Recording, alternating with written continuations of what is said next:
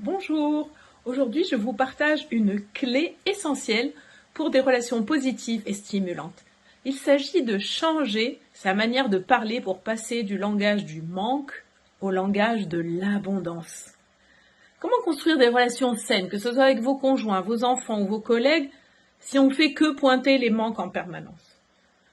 Par exemple, on doit changer, on n'est pas au niveau si c'est dans une entreprise. Il faut corriger les défauts dans tous nos espaces. Ce que tu fais, c'est mauvais, je vais te dire quoi faire, etc. En communiquant comme ça, on envoie des messages implicites qui sont « je suis le sachant » et « toi, tu dois écouter », ce qui est le signe un peu d'une relation de domination.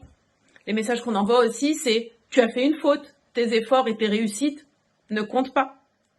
Le résultat, c'est que notre interlocuteur se sent frustré, découragé, perd de l'estime de lui-même, donc c'est destructeur.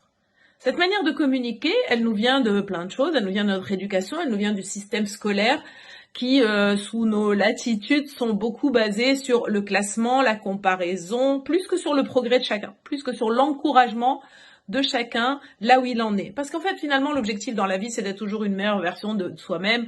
On n'a pas à se comparer avec les autres. Est-ce que dans la nature, un chêne ou un roseau se comparent entre eux? Ben, pas du tout. Voilà. Donc en fait, on tombe dans un cercle vicieux du jugement et de la protestation.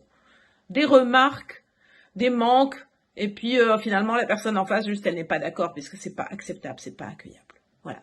Donc dans ma prochaine vidéo, je vous dirai comment passer du langage du manque au langage de l'abondance. Au revoir.